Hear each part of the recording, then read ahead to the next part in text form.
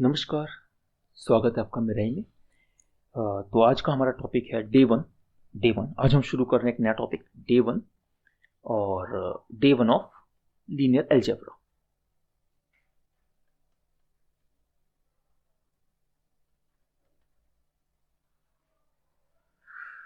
तो आज क्योंकि पहला ही दिन है, सिलेबस हमने डिस्कशन करा था सिलेबस के बारे में, तो आज हम बहुत ही फंडामेंटल कॉन्सेप्ट्स की बातें करेंगे। बहुत ही बेसिक से कॉन्सेप्ट होंगे हमारे अबाउट वेक्टर्स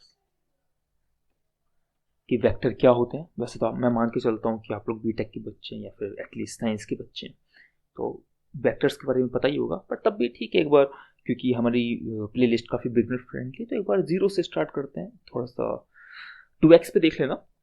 तो आज का हमारा टॉपिक होगा कि वेक्टर क्या होते हैं, fundamental of vectors, vector sum, vector multiplication, scalar multiplication की ही बात होगी, डॉट प्रोडक्ट ही आता है हमारे टॉपिक में, हमारे सिलेबस में। लेंथ, डायरेक्शन, बहुत ही फंडामेंटल आइडियाज़ के ऊपर बात करेंगे। तो चलिए स्टार्ट करते हैं। पहली चीज़ है वेक्टर, कि वेक्टर क्या चीज़ है। तो हम किसी भी पॉइंट को जैसे मान लेते हैं 2D स्पेस के अंदर, ये आपके पास में एक पॉइंट है। ये एक सिंपल, शब्दों पे ध्यान देना, पॉइंट बोला मैंने, ये एक सिंपल पॉइंट है 2,4, ठीक है। लेकिन यदि ये तो इसमें केवल क्या है, इसमें केवल मैग्नीट्यूड है। इसको देख के आप ये पता लगा सकते हो कि हाँ 2,4 इसका मैग्नीट्यूड है, लेकिन इसका कोई डायरेक्शन नहीं पता। ये किधर जाएगा, ये इधर जा सकता है, ये इधर जा सकता है, ये इधर जा सकता है। आप इसके बारे में कुछ नहीं कह सकते, क्योंकि यहाँ पे आपके पास में डायरेक्शन नहीं है। तो जब आप इसमें डायरेक्शन इंक्लूड कर दोगे, जैसे आपने ये ओरिजिन 0,0 से आपने इसमें एक डायरेक्शन दे दी,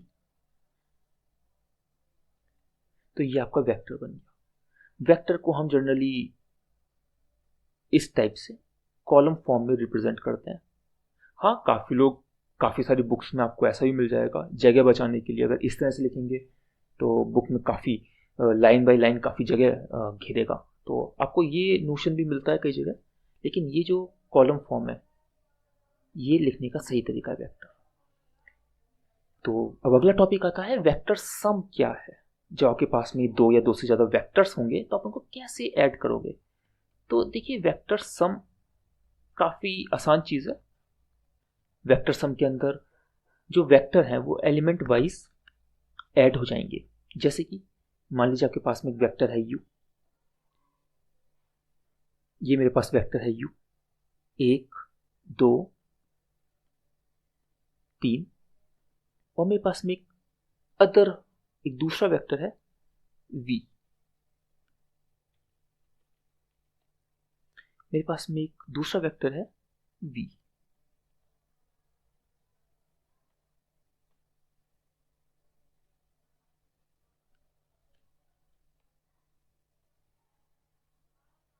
तो जब आप इन दोनों का सम करेंगे तो u प्लस v आपका हो जाएगा एलिमेंट वाइज सम, यानी कि जो एलिमेंट्स हैं वो दूसरे एलिमेंट से, करस्पॉन्डिंग एलिमेंट से ऐड हो जाएंगे। जैसे अगर आप देखिए, जो आपका 1 है, 1 आपका ऐड हो जाएगा 4 से, 2 आपका ऐड हो जाएगा 5 से, 3 आपका ऐड हो जाएगा 6 से। बहुत ही फंडामेंटल, बहुत ही बेसिक कर देते हैं इसको। यहाँ पे आपका जाएगा 1 + 4 5, 2 + 5 7, 3 + 6 9, ये आपका वेक्टर सम। बहुत ही बेसिक, बहुत ही आसान। तीसरी चीज आपकी आती है वेक्टर मल्टीप्लिकेशन।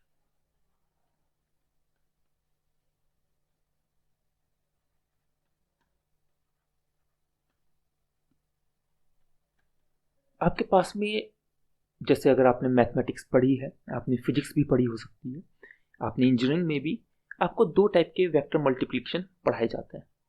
पहला आपको पढ़ाया जाता है डॉट प्रोडक्ट,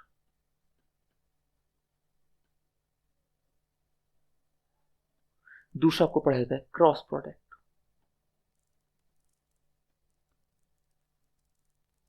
तो यहाँ पे हम लोग डिस्कशन करेंगे डॉट प्रोडक्ट के बारे में, क्योंकि हमारे सिलेबस में डॉट प्रोडक्ट से ही रिलेटेड क्वेश्चंस आने, हम क्रॉस प्रोडक्ट की बात नहीं करेंगे।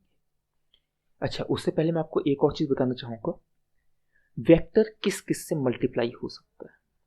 एक वेक्टर दूसरे वेक्टर से मल्टीप्लाई हो सकता है। ध्यान दीजिएगा मैंने डॉट प्रोडक्ट लगाया है क्योंकि हम डॉट प्रोडक्ट की बात कर रहे हैं। एक वेक्टर दूसरे वेक्टर से मल्टीप्लाई हो सकता है, ठीक है। एक वेक्टर एक कांस्टेंट से भी मल्टीप्लाई हो सकता है। आपके पास में कोई कांस्टेंट है सी, उससे भी आपका वेक्टर मल्टीप्लाई हो सकता है। थोड़ा सा इसको डिटेल में देखते हैं।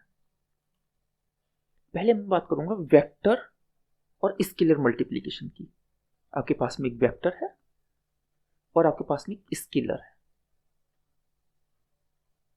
मल्टीप्लाई करते हैं इसको। मैं एक बहुत ही सिंपल वेक्टर लूंगा, आपका वेक्टर मान लेते हैं बहुत ही आसान सा 1 2 3, ये आपका वेक्टर है। और आपके पास में एक स्केलर है, आसान सा स्केलर लेते हैं 5, ठीक है। जब आप इसको मल्टीप्लाई करेंगे तो देखिए होगा क्या, आपका जो कांस्टेंट टर्म है ना वो तीनों से, 1 से भी, 2 से भी और 3 से भी, वो तीनों से ही मल्टीप्लाई हो जाएगी। यानी कि आपको क्या मिलेगा, 1 मल्टीप्लाई बाई 5 आपको मिल जाएगा यहाँ पे 5 इंटू 1, 5 इंटू 2 और 5 इंटू 3। एक कांस्टेंट पूरे वेक्टर के सभी एलिमेंट से मल्टीप्लाई हो जाता है। आपको मिल जाएगा 5, 10 और 15। ये आपका हो गया वेक्टर के साथ में स्केलर। थोड़ा सा मैं इसको हाईलाइट कर रहा हूं, वेक्टर स्केलर मल्टीप्लिकेशन, ठीक है। अब अगला जो टॉपिक है वो है मेरा vector vector multiplication. Vector vector multiplication, vector vector multiplication. मैं यहां पे केवल स्पेसिफिकली केवल डॉट प्रोडक्ट की बात करूंगा। एक और प्रोडक्ट भी होता है आपका क्रॉस प्रोडक्ट, पर हम यहां पे डॉट प्रोडक्ट तक ही अपने आप को सीमित रखेंगे। एक मजेदार बात है, जब आप एक वेक्टर की दूसरे वेक्टर के साथ में डॉट प्रोडक्ट करते हो, ध्यान से देखिएगा डॉट प्रोडक्ट, तो आपको एक कांस्टेंट मिलता है, ठीक है। आपको क्या मिलेगा, आपको एक कांस्टेंट मिलेगा, ठीक है। करके देखते हैं। अच्छा इसमें होता क्या है, इसमें एक वेक्टर का एलिमेंट दूसरे वेक्टर के एलिमेंट से मल्टीप्लाई होता है और बाद में सबका सम हो जाता है। करके देखते हैं, करके देखते हैं। मेरे पास में वेक्टर हैं दो, बहुत ही आसान से वेक्टर, 1 2 3। मुझे थोड़ी लंबी चौड़ी कैलकुलेशन से हल्का सा डर लगता है, आपको भी लगता होगा 0 1 2, मैंने चीज़ें और सिंपल कर दी, मैंने 0 ऐड लगा दिया इसमें। तो देखिए इसमें क्या होगा, इसमें आपका एलिमेंट एलिमेंट से मल्टीप्लाई होगा, एलिमेंट एलिमेंट से मल्टीप्लाई होगा, एलिमेंट एलिमेंट से मल्टीप्लाई होगा और उन सबका सम हो जाएगा। करते हैं, पहले एलिमेंट एलिमेंट से मल्टीप्लाई 1 इंटू 0, ठीक है, उनका सम प्लस एलिमेंट एलिमेंट से मल्टीप्लाई 2 इंटू 1, 2 गुणा 1, 2 इंटू 1, और फिर तीसरा आपका आ जाएगा 3 गुणा 2, ठीक है। 1 इंटू 0 0 प्लस 2 इंटू 1 2, 3 इंटू 2 6 8। तो आप देख सकते हैं मेरे पास में इनपुट थे 2 वेक्टर, ठीक है, और जो आउटपुट आया मेरे पास में वो एक स्केलर प्रोडक्ट आ गया है। तो बहुत ही बेसिक, बहुत ही फंडामेंटल आइडिया कि वेक्टर का प्रोडक्ट डॉट प्रोडक्ट, ठीक है। मैं इसको हाईलाइट कर देता हूँ, वेक्टर वेक्टर मल्टीप्लिकेशन, और हम लोग बात कर रहे हैं यहाँ पे केवल डॉट प्रोडक्ट की। चलिए हमने वेक्टर की बात करी, हमने वेक्टर सम की बात करी, वेक्टर मल्टीप्लिकेशन की भी बात करी। अब थोड़ा सा वेक्टर के बारे में बात करते हैं, आखिर ये वेक्टर शो क्या करता है। जैसे मैंने यहाँ पे बोला कि वेक्टर मैग्नीट्यूड शो कर रहा है, वेक्टर डायरेक्शन शो कर रहा है।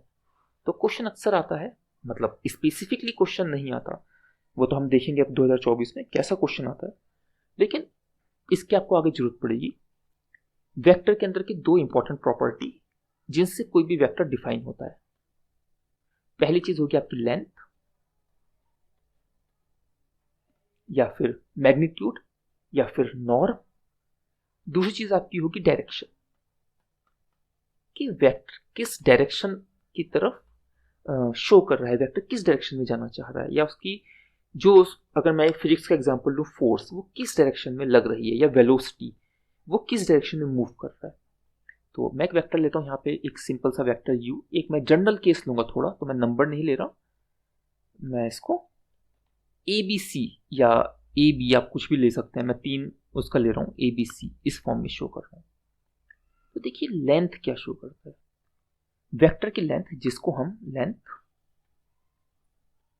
जिसको हम इस तरह से नॉर्म्स में शो करते हैं, इसका फॉर्मूला होता है अंडर रूट एलिमेंट स्क्वायर और उन सबका सम। आपका पहला एलिमेंट है ए स्क्वायर, दूसरा एलिमेंट है बी स्क्वायर, तीसरा एलिमेंट है सी स्क्वायर, या ना, ये मैंने ये एलिमेंट ले लिया और इन सबका सम, ये होती मेरी वेक्टर लेंथ।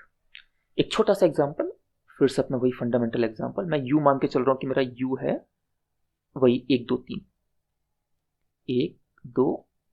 तो देखिए इसकी लेंथ क्या हो जाएगी, इसकी लेंथ आपकी आ जाएगी 1 का स्क्वायर 1, 2 का स्क्वायर 4, 3 का स्क्वायर 9, और आपकी लेंथ आ गई अंडर रूट 9 10 11 12 13 14, 14 आपकी लेंथ आ गई है। अगली चीज आती है डायरेक्शन, वेक्टर की डायरेक्शन क्या होगी। तो डायरेक्शन की बात अगर हम करें तो डायरेक्शन हम इस तरह से शो करते हैं, यू कैप, ठीक है। तो डायरेक्शन का फॉर्मूला आसान सा है, आपका वेक्टर डिवाइडेड बाई लेंथ, जो अभी हमने कुछ देर पहले निकाला था। ये बेसिकली आपको डायरेक्शन देगा, और ये अपने आप में एक यूनिट वेक्टर होगा। यूनिट वेक्टर क्यों? क्योंकि इसका जो मैग्नीट्यूड है, इसका मैग्नीट्यूड हमेशा 1 होगा। यदि आप इसकी मैग्नीट्यूड या फिर आप इसकी लेंथ निकालेंगे तो इसकी लेंथ हमेशा 1 होगी। मैं यहाँ पे एक साइड में थोड़ा सा नोट लिख देता हूँ, length of you is always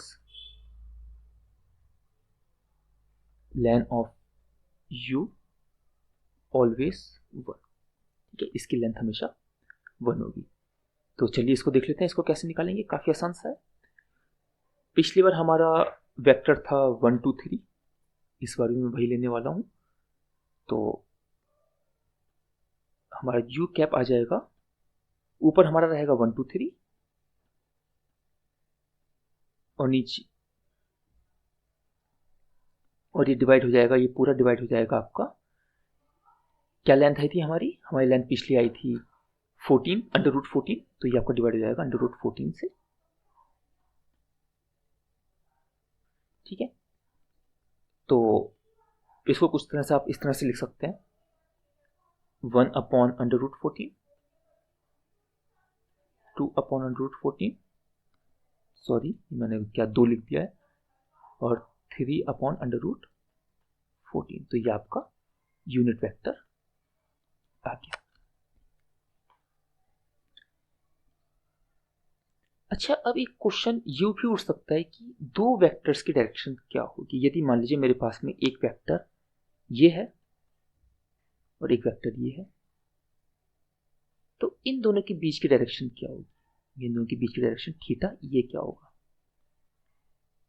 ठीक है। तो इसको करने का काफी आसान तरीका है, मैंने कुछ देर पहले आपको डॉट प्रोडक्ट का फॉर्मूला बताया था। डॉट प्रोडक्ट देख लेते हैं एक बार इसको, ये डॉट प्रोडक्ट, इसका एक और फॉर्मूला भी होता है। इसका फॉर्मूला, एक और फॉर्मूला क्या होता है, इसका एक और फॉर्मूला होता है आपका, फिर से यदि आपके पास में u वेक्टर और v वेक्टर, ये दो वेक्टर्स हैं और आप इनका डॉट प्रोडक्ट निकाल रहे हैं, ठीक है। तो डॉट प्रोडक्ट का फॉर्मूला देखिए, पहला तो आपका हो गया वही element, sum of element multiplication, कि आपने एलिमेंट का मल्टीप्लाई कर और सम कर दिया। दूसरा आपका फॉर्मूला ये होता है, आपने पहले वाले का नॉर्म निकाल लिया, लेंथ निकाल ली, मैग्नीट्यूड निकाल लिया, कुछ भी शब्द यूज कर सकते हैं। आपने दूसरे वाले का नॉर्म निकाल लिया, लेंथ निकाल ली, मैग्नीट्यूड निकाल लिया, ठीक है। और उन दोनों के बीच का जो एंगल है उसको, मैं इसको लाल रंग के बॉक्स में पैक कर देता हूँ, ये इंपॉर्टेंट है।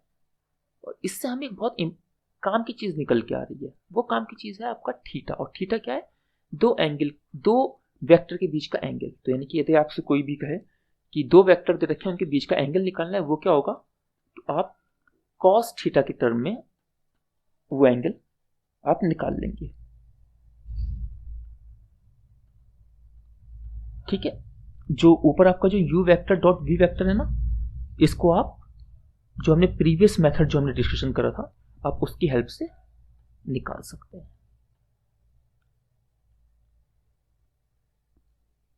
तो आज के लिए इतना ही काफ़ी। और हम लोगों ने बहुत थोड़ा सा छोटा सा रिफ्रेशर करा वेक्टर्स के बारे में। उम्मीद है कि आपको सब चीज़ें काफ़ी अच्छे से समझ में आई होंगी। इन सब की थोड़ी थोड़ी हम प्रैक्टिस आने वाले सेशन में करेंगे, और अगले सेशन से हम लोग अगले सेशन में हम मैट्रिक्स के बारे में बात करेंगे। धन्यवाद।